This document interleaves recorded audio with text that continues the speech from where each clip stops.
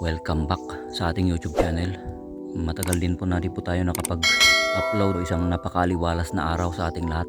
Ito tayo muli guys na maghunting dito sa kabundukan sa may boundary ng Pangasinan at Benguet. Matagal na hindi po natin napuntahan itong hunting site natin na ito guys. So ayan, sa mga nag-aabang sa ating hunting content, ito tayo ulit. At sa mga bago pa lang na napabisita sa ating YouTube channel, subscribe yung channel natin at click yung notification bell. Sa mga reaction nyo guys, comment lang po sa ating comment section. So ayan, let's go.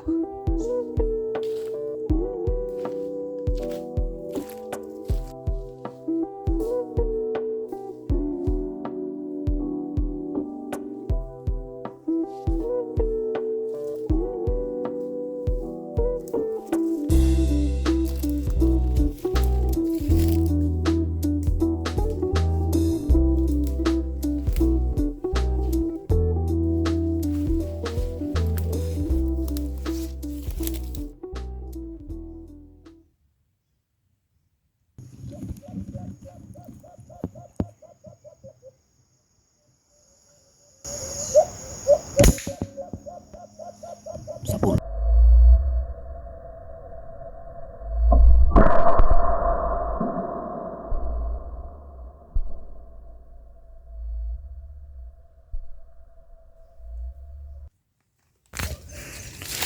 Unang tira natin na limukon.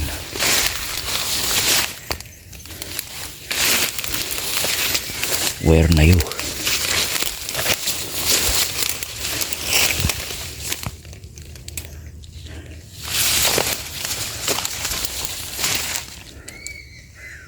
Nako,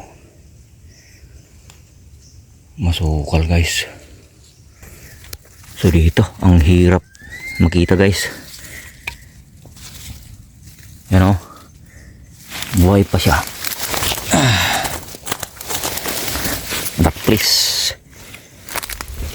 The place sa pakpak.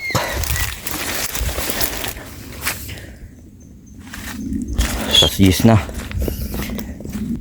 So nakaisa pa lang tayo. Stay tuned.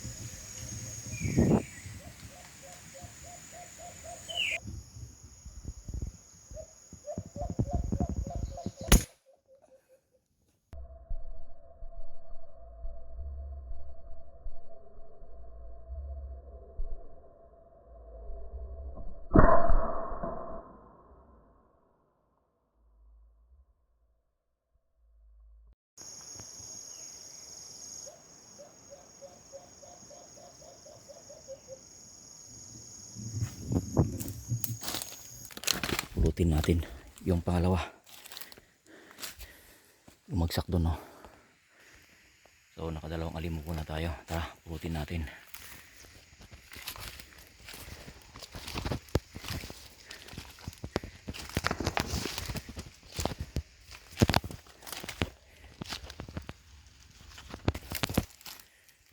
So ito yung pangalawa natin. So bagong spot natin ito napuntahan natin guys. So first time ko palang puntahan.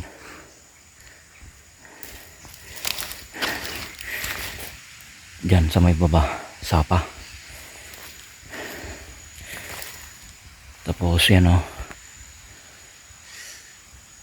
ang kapal ng mga kahoy dito. Tapos kanina nung naglalakad tayo dito yung dinaanan natin, o, may nabulabog tayong mga wild chicken dyan guys. Sayang hindi natin narinig yung mga kaluskos nila kasi basang basa pa yung mga dahon. So ito ang hirap guys kapag may mga mangilang-ngilan na ulan pa guys sa buwan ng November. Hindi natin marinig yung mga kaluskos nila kasi basa pa yung mga dahon ng punong kahoy. Mas the best talaga pag summer guys, magkanting ng wild chicken. So hapon na, nakadalawa pa lang tayo. So hopefully maragdagan natin. Stay tuned.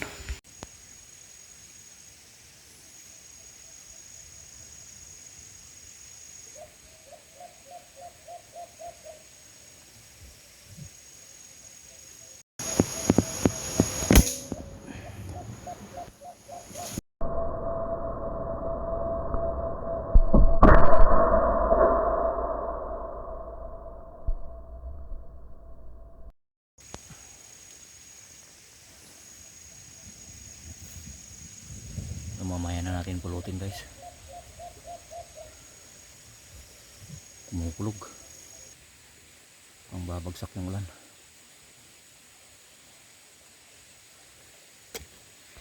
Mukhang uulan guys. Dumadagundong yung kulog. So tara, pulutin natin yung pangatlo.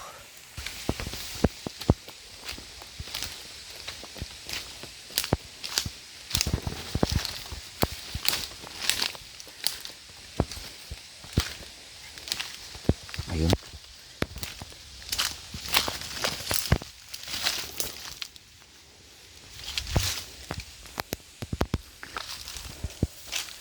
So nakatatlo pa lang tayo. Tapos hapon na, mukhang babagsak pa yung ulan. So malayo itong napuntahan natin guys. So hindi ko pa alam yung dadaanan natin kung passable ba o hindi. Oh, kita nyo guys, yung mataas na bundok na yan. Oh. Yan tayo umikot kanina. Dito sa may baba lang niya. Tapos first time natin na mapuntahan natin tong area. Sundan na lang natin yung truck dyan kasi may daanan naman na medyo masukal. So stay tuned pa rin guys.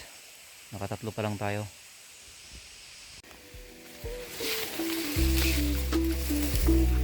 So let's go. Sundan natin itong malinis. Mukhang ito yung daan.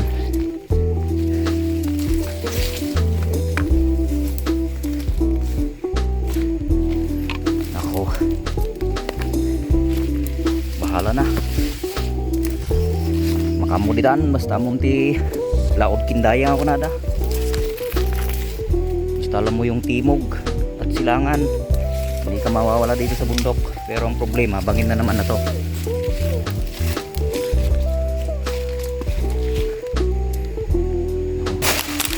Dito siguro, baba pa tayo dito. Okay. Stay tuned. Oh, mataas to. Mamaya ulit. Sana huwag naman sanang uulan.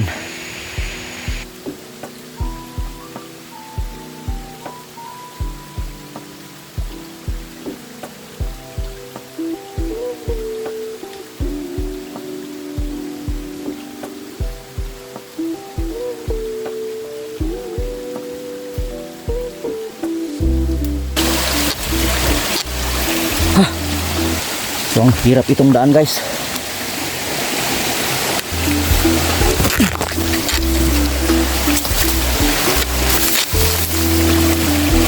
Pasubo na tayo dito. Paala na. Masasundan na lang natin itong sapa. Oh, may magandang kontra dito.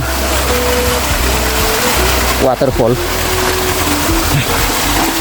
Tayo nga tayo saglit. So buti na lang parati nating dinadala itong itak natin.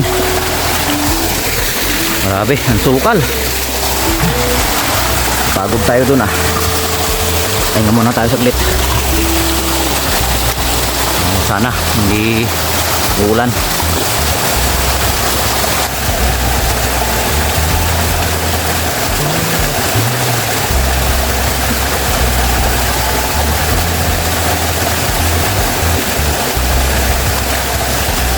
Lamig.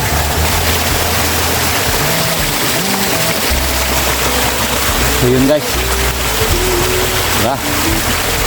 Baka alanganin na madadagdagan natin yung tatlong alimukon natin. Medyo kasi tinanghali tayo ng pagpunta dito guys, saka nawala pa tayo dyan sa taas kanina. So ganun talaga guys kapag first time mong mapuntahan yung isang lugar.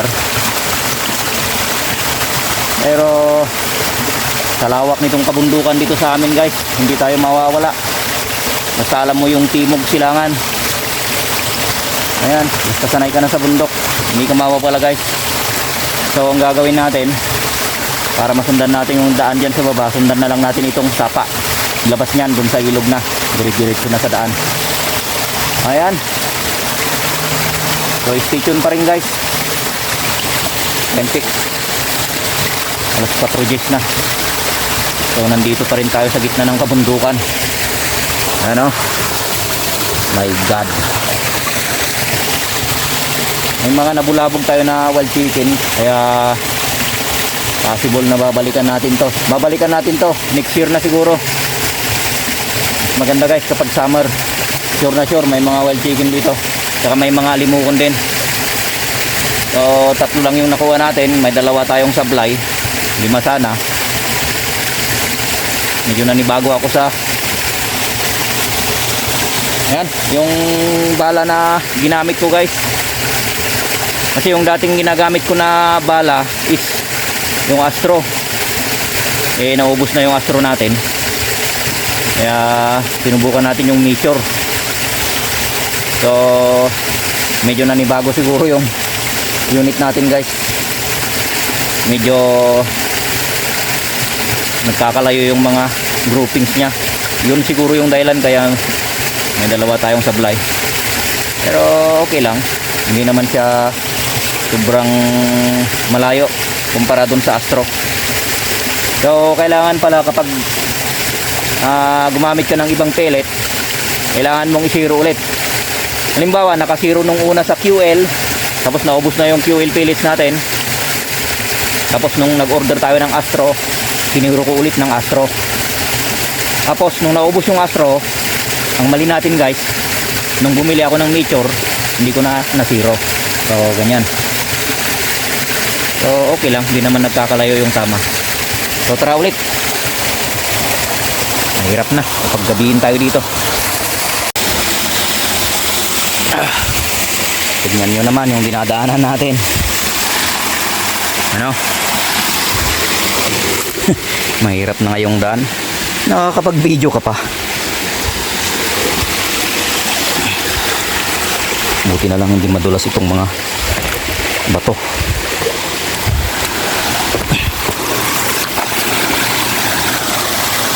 Nakaw.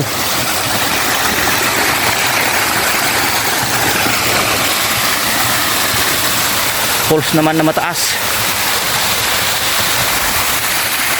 Okay. Stay tuned, mamaya ulit. Labas natin yung itak natin. Dito tayo dadaan sa kabila.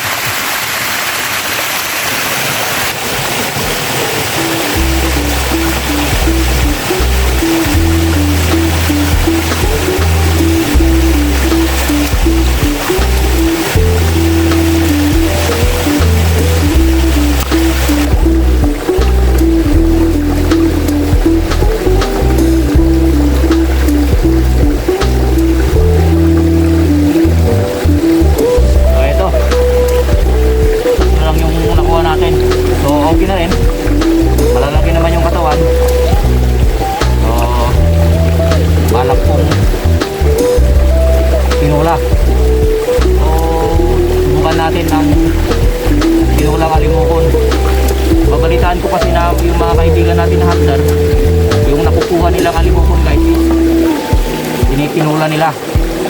So subukan din natin magtinula kasi sabi nila parang native daw na manok o mas masarap pa. So subukan natin magtinula ng alimukon guys. Ayan. Alas 5 na.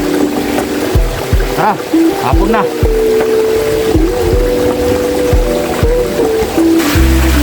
Ayan, sa mga nanatili sa ating YouTube channel, maraming salamat sa walang sawang panonood. So di naman tayo minalas ngayon, kaso yun lang, medyo lumaga tayo ng punta dito sa ating bagong discovering hunting area. Tapos Hindi natin nasundan yung daan dyan sa taas. Kaya medyo natagalan tayo sa paglalakad. Tapos masukal yung daan. Inabot na tayo ng hapon dito guys. So hopefully hindi tayo gagabihin dyan sa daan. Ayan, walang sawang suporta nyo. Maraming salamat sa inyo. At sa mga di pa nakapag-subscribe, so paki-subscribe yung channel natin. Click mo na rin yung notification bell para updated ka sa mga susunod pang upload natin. So ayan, maraming salamat. Magandang hapon sa ating lahat. Peace out.